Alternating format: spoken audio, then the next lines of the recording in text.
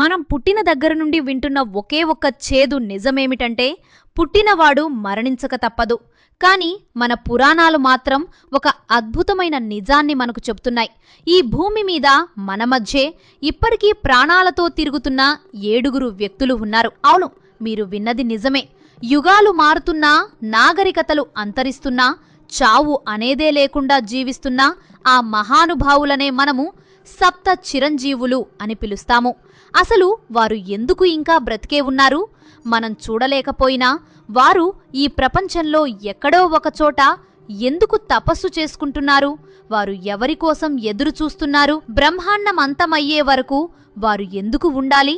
దీని వెనుక ఉన్న ఆ దైవిక రహస్యాలను ఈ వీడియోలో తెలుసుకుందాం. సో వీడియోని స్కిప్ చేయకుండా చివరి వరకు చూడండి. మన హిందూ ధర్మంలో సప్త చిరంజీవులు అంటే కేవలం ఎక్కువ కాలం బ్రతికేవారు కాదు, వారు కాలానికి కూడా చిక్కని మహాత్ములు. వీరిలో మొదటిగా మనం తలుచుకోవాల్సిన పేరు వింటేనే మనసులో తెలియనిలియని ధైర్యం వచ్చే ఆ ఆంజనేయ స్వామి. రామాయణంలో రాముడు ఎంత ముఖ్యమో హనుమంతుడు కూడా అంతే ప్రధానం. శివుడి యొక్క 11వ అవతారంగా హనుమంతుణ్ణి మనం కొలుచుకుంటాం. సంస్కృత శ్లోకాలలో సప్త చిరంజీవుల పేర్లు చెప్పేటప్పుడు మొదటిగా ఆ మారుతి పేరే వినిపిస్తుంది. అయితే హనుమంతుడు ఇప్పటికీ ఎక్కడున్నారు అనే ప్రశ్న చాలామందికి వస్తుంది. అయితే దీనికి సమాధానం సీతాదేవి ఇచ్చిన వరంలో ఉంది. రావణుడు సీతాదేవిని లంకకు తీసుకువెళ్లినప్పుడు ఆమె ఎంతో బాధపడుతున్న సమయంలో హనుమంతుడు రాముడి ముద్రికను తీసుకువెళ్లి ఆమెకు ప్రాణదానం చేసినంత పని చేస్తాడు. అప్పుడామె సంతోషంతో ఈ సృష్టి ఉన్నంతకాలం నువ్వు చిరంజీవిగా ఉండి రామనామాన్ని స్మరిస్తూ ఉండు అని వస్తుంది. అయితే మరో కథ ఉండగా, అదేంటంటే చిన్నప్పుడు సూర్యుణ్ణి పండు అనుకుని తినడానికి వెళ్ళినప్పుడు ఇంద్రుడి వజ్రాయుధ దెబ్బతో హనుమంతుడు పడిపోతే తండ్రి పవనదేవుడు ఆగ్రహిస్తాడు. దీంతో గాలి లేక ఒక్కసారిగా ప్రపంచం స్తంభించిపోతే అప్పుడు బ్రహ్మదేవుడు మరియు ఇతర దేవతలందరూ హనుమంతుడికి మరణం లేని వరాన్ని ప్రసాదిస్తారు. అలా ఇప్పటికీ హనుమంతుడు గంధమాదన పర్వతం దగ్గర లేదా రామనామం వినిపించే చోట అదృశ్య రూపంలో ఉంటారని భక్తుల నమ్మకం. ఇక 2వ చిరంజీవి మన పరశురాముడు. ఈయన మహావిష్ణువు యొక్క 6వ అవతారం. నిజానికి పరశురాముడి కథ వింటే భయం, భక్తి రెండూ కలుగుతాయి. తన తండ్రిని చంపిన క్షత్రియులపై కోపంతో ఆయన భూమిని 21 సార్లు చుట్టి అధర్మవర్తులైన వారిని శిక్షిస్తాడు.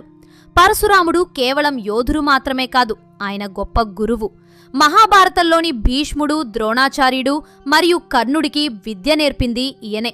అయితే ఆయన ఇప్పటికీ ఎందుకు ఉన్నారు అంటే రాబోయే కాలంలో జరగబోయే ఒక గొప్ప యుద్ధం కోసం. కల్కి పురాణం ప్రకారం కలియుగమంతంలో భగవంతుడు కల్కి అవతారం ఎత్తినప్పుడు ఆ కల్కికి అస్త్రశస్త్ర విద్యలను నేర్పించే గురువుగా పరశురాముడే ఉంటారు. అందుకే ఆయన ఇప్పటికీ మహేంద్ర పర్వతం మీద తపస్సు చేసుకుంటూ ఆ కల్కి రాక కోసం ఎదురుచూస్తున్నారనే అందరూ నమ్ముతూ ఉంటారు. ఇక 3వ చిరంజీవి అశ్వత్థామ. ఈయన కథ వింటే మనసు భారమవుతుంది. ద్రోణాచార్యుడి కొడుకుగా పుట్టగానే గుర్రంలా సకిలించారు కాబట్టి ఈయనకు అశ్వత్థామ అని పేరు వచ్చింది. మహాభారత యుద్ధంలో కౌరవుల తరపున పోరాడిన ఈయన అజేయుడు. అయితే యుద్ధం ముగిసే సమయంలో జరిగిన కొన్ని పరిణామాల వల్ల పాండవ సంతతిని అంతం చేయటానికి అశ్వత్థామ బ్రహ్మాస్త్రాన్ని ప్రయోగిస్తాడు. అది ఉత్తర గర్భంలోని శిశువుపైకి వెళ్ళినప్పుడు శ్రీకృష్ణుడు కోపంతో అశ్వత్థామకు ఒక భయంకరమైన శాపమిస్తాడు. అదేంటంటే కలియుగం అంతమయ్యే వరకు ఒళ్లంతా కుష్ఠవ్యాధితో, రక్తం కారుతున్న గాయాలతో ఎవరికీ కనిపించకుండా అడవుల్లో తిరగమని కృష్ణుడు శాపిస్తాడు. అలా ఇప్పటికీ మధ్యప్రదేశ్లోని అసీర్గఢ్ కోటలో లేదా నర్మదా నది తీరంలో ఒక వింత ఆకారం తిరుగుతూ ఉంటుందని, అక్కడ శివలింగానికి ప్రతిరోజు ఉదయమే ఎవరో పూజ చేసి వెళ్తారని అక్కడి ప్రజలు చెబుతుంటారు. ఇక 4వ చిరంజీవి విభీషణుడు. రావణాసురుడి తమ్ముడైనప్పటికీ, రాక్షస వంశంలో పుట్టినప్పటికీ విభీషణుడు పరమధర్మాత్ముడు. రావణుడు సీతను అపహరించినప్పుడు అది తప్పని చెప్పి రాముడి శరణు కోరిన గొప్ప భక్తుడు. అలా యుద్ధం తర్వాత శ్రీరాముడు విభీషణుణ్ణి లంకకు రాజుగా చేస్తాడు. తర్వాత రాముడు తన అవతారాన్ని చాలించి వైకుంఠానికి వెళ్లే ముందు విభీషణుడు కూడా తనతో వస్తానని అడుగుతాడు. కాని రాముడు అతడిని వద్దని చెప్పి, నువ్వు కలియుగాంతం వరకు లంకను ధర్మబద్ధంగా పాలించు, కలియుగం చివరలో నేను కల్కిగా వచ్చినప్పుడు నువ్వు నా విజయానికి సహాయకారిగా ఉండాలి అని వరమిస్తాడు. అలా విభీషణుడు ధర్మాన్ని రక్షించడానికి ఇప్పటికీ చిరంజీవిగా ఉన్నాడు. 5వ చిరంజీవి మనందరికీ తెలిసిన వేదవ్యాసుడు.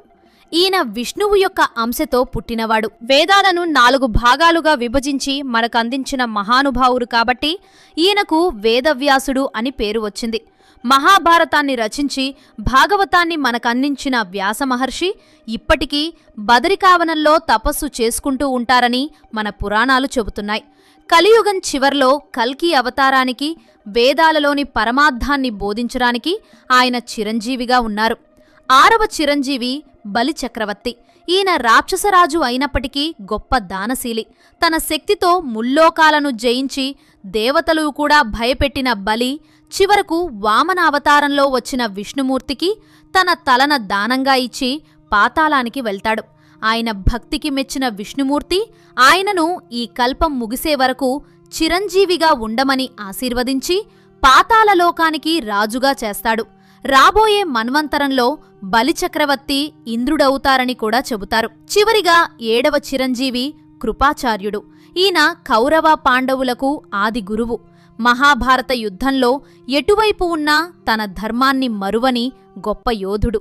యుద్ధం ముగిశాక మిగిలిన అతి కొద్దిమందిలో కృపాచార్యుడు ఒకరు. ఆయన నిష్పక్షపాత బుద్ధికి, జ్ఞానానికి మెచ్చిన శ్రీకృష్ణుడు ఆయనకు చిరంజీవత్వాన్ని ప్రసాదించారు. కలియుగం ముగింపులో కల్కి అవతారానికి సహాయపడటానికి ఈయన కూడా సిద్ధంగా ఉంటారు.